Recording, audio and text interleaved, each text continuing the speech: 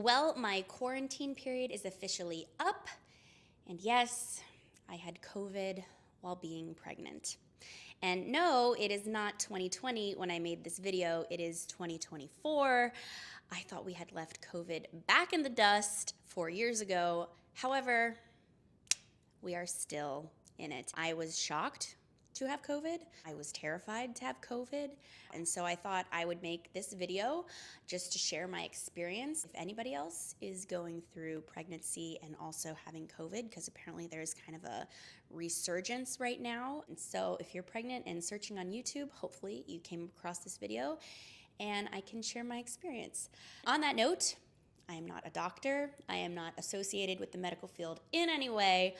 I am just sharing my experience. So take that with a grain of salt, and here we go.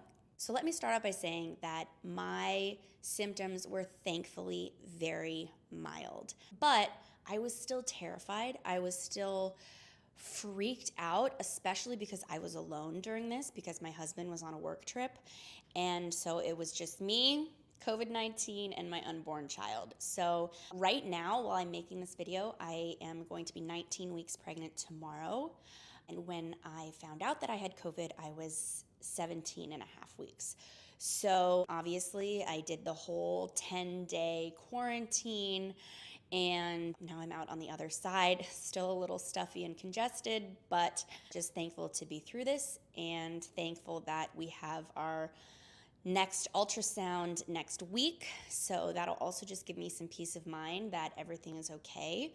So with it being 2024, why did I even test for COVID? So I woke up one day and I just had this sore throat. Like, it felt honestly like the onset of strep throat. So the previous week at my fetal heartbeat appointment, I had just gotten the flu shot. So I didn't think it was the flu. I thought, you know what, maybe I picked up strep throat from somewhere because it hurt to swallow. You know, I'm the type of person that I don't really let myself get sick very often. Like, I will pretty much muscle through anything unless I'm actively throwing up or, underneath the covers, sweating, teeth chattering with like 103 fever. Like, otherwise, I'm going to be going about my day as normal and just pushing through. However, this time, with the fact that I'm growing a child inside of me, I just wanted to make sure that everything was okay. So I, took it a little bit easy. I just was kind of monitoring it. I wasn't freaking out too much. I was just monitoring it. And if it was still there tomorrow, I was going to maybe go get a strep test. So the next morning, I wake up and I just feel kind of off. I have a terrible body aches. I just kind of felt like I got hit by a truck, which is not a feeling that I get very often. And I think it was the fact that A, I had COVID, and B, I'm growing a child inside of me. I also had really bad congestion and a cough. So I was like, I'm going to take my temperature. It's right in the bathroom. I'll just take my temperature. So it was 99.4, which, to be honest, is not even considered a fever by some people. I was like, well, given all these other symptoms that I'm having, I'm gonna just text my OBGYN and just let her know what's going on, see if she has any advice, if she thinks I should be taking anything, just kind of keep her in the loop. I'm 35, this is my first pregnancy, and I just wanted to be extra safe. And she said, why don't you take a COVID test just to kind of rule that out?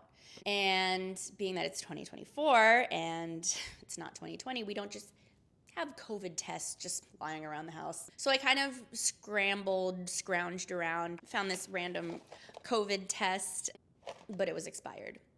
And so I decided to take it anyway, just because it was the only thing we had. Sure enough, it came back with 2 big old red lines. There was no denying it was positive. So I still was like, well, it's an expired test. Like, how accurate could this be? So why don't I go get another test? Anyway, in the interim, I also Googled Binax Now. It turns out that on their website, the first thing that they say is that they have extended the expiration date of all of their tests. So we get another test. Again, it was positive. So that really kind of triggered the fear because I didn't know anybody who had had COVID while they were pregnant. When COVID was a big thing back in 2020 and 2021, like I wasn't really paying attention to what this meant for pregnant women. You know, obviously I knew that immunocompromised people needed to be extra careful, elderly people needed to be extra careful. And since I technically have an autoimmune disease, I knew that COVID was, not something that I wanted to contract. I was really scared. I was terrified. And so I texted my OBGYN back after we got the final results from the non-expired test. And unfortunately, it was after 5 p.m. by that time. And so I didn't hear from her until the next day. But in her initial text, she said, you can take Tylenol if, the pain is bad, if you have a fever that's higher than 100.4, Tylenol is safe for baby. She also gave me a list of other medications that were pregnancy safe for cold and sinus. I thought I would just share that with you. Again, I'm not a doctor. This is just what my personal OBGYN said for me. But anyway, here it is. Tylenol, Benadryl, chlorotrimton, Dimetap, chlorpheniramine, Drixoral non-drowsy, Mucinex, Guaifenesin, Sudafed, Tylenol cold and sinus, Vicks Vapor Rub, cough drops, Robitussin, and Tavist D. Anyway, take that information as you will. So that second day, the highest my fever got was 100.1. I didn't take Tylenol. I'm just going to say that right here. I was taking my temperature like every 30 minutes. Like I was really monitoring it. And I don't like putting medication in my body that I don't have to. And that's not just because I'm pregnant. I mean, that's even more so now that I am pregnant. But even before I was pregnant, I have kept my ulcerative colitis in remission for 15 years through diet. Like, I haven't taken a medication for that in, I think, 12 years. Like, I don't love putting medication in my body if I don't have to, like absolutely have to. So I'm glad I didn't take the Tylenol. If my fever got any higher, I would have. The other symptom that I had that kind of was prolonged throughout the 10 days was I had a very bad headache, which I know was one of the initial telltale signs of COVID-19, like when it first came out in 2020 or whatever, kind of constantly there, no matter how much water I was drinking, which I drank probably 4 of these a day.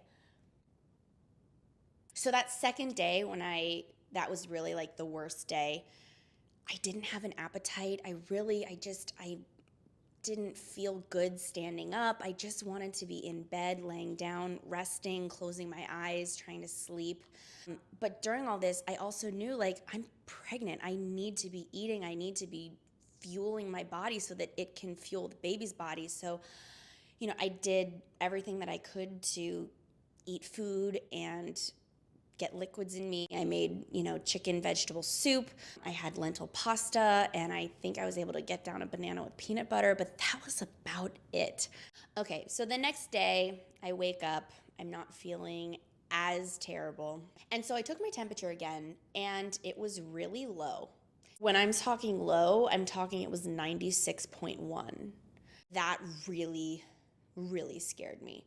And I thought, okay, well, maybe it's just because I didn't eat as much yesterday. So I bolted downstairs. I made myself eggs and a smoothie. I was like, maybe it's just the lack of food, and my body needs more fuel to get its body temperature up. But hovering around 97, 96.8 all day. I didn't hear from my OBGYN. I let her know. And finally, towards the end of the day, I did hear back from my OBGYN, and she said that I was a candidate for Paxlovid. Paxlovid is an antiviral medication specifically designed for COVID-19 for a very select group of individuals, like the immunocompromised, elderly. Basically, there's a certain list of criteria that you have to meet in order to be eligible to take this medication, and since I was pregnant, I could.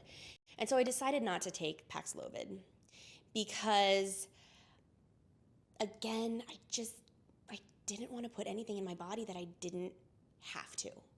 And I truly felt that I had turned the corner. If my trajectory of COVID was continuing to intensify and get worse, then yes, I would have. But, you know, I was on the decline, and I think I had really turned a corner. I was feeling better, and I didn't think I needed it.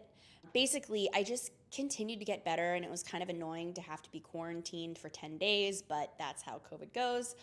Also, during this time, I developed a sty in my eye, which was, you have never felt so ugly until you are COVID positive, pregnant, with a sty in your eye. I felt just like Shrek, you know, like, oh my gosh, I can't wear makeup. I look so tired and disheveled and unshowered, and, you know, maybe it was a good thing that Steven wasn't around for this whole debacle, because he would have had to look at all that. But anyway, all that to say, that was my experience. And my takeaways through all of this: being sick when you're pregnant is very scary, because it's no longer just you, but it is you and a baby that you're growing. I am very grateful that I was able to be in contact with my OBGYN through all of this. And I was also very grateful to have, you know, my brother, who's a physician, who was calling me every day, checking on me.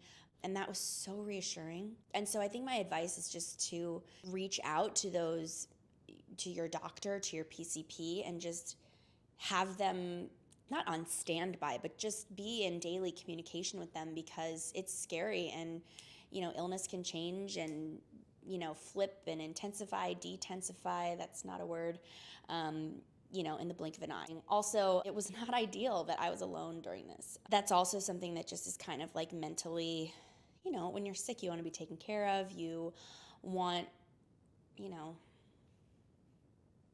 you want to be waited on a little bit. I remember growing up, my mom, whenever I was homesick, she would sit next to me on the couch, and we would always play cards. We would play Kings in the Corner, and we'd have like The Price is Right on in the background. And I just remember that. Brown sugar cinnamon Pop-Tarts, Lipton's chicken soup. You know, there's just something really comforting about having someone there when you're sick.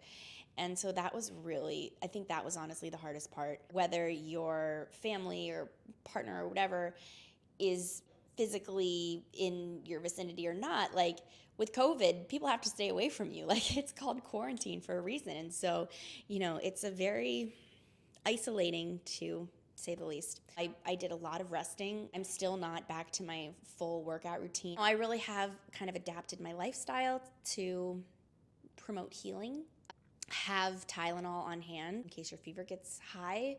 Went to bed really early. I actually need to go make lunch right now for Steven and I. I'll be right back. So here is our lunch today. This is Steven's. He's got some leftover pasta. And here's mine. Some cheesy scramblers with spinach. And my famous banana ice cream with lots of peanut butter. Yum.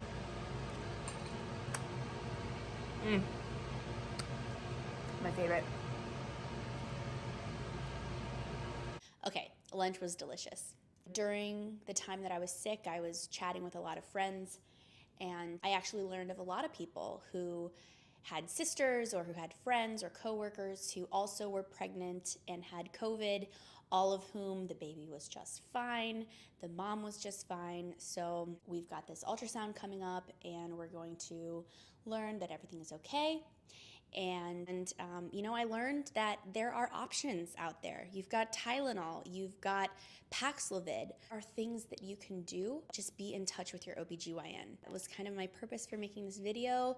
The sun is out shining today. We've got our spirits up. We are feeling better. So thank you so much for watching. If you enjoyed this video, please give it a thumbs up. And please subscribe and turn on that notification bell so you get a notification every time I post a video. That support would really help me as I'm trying to grow this channel. And thank you for joining me on this exciting pregnancy journey. This is just my dream come true.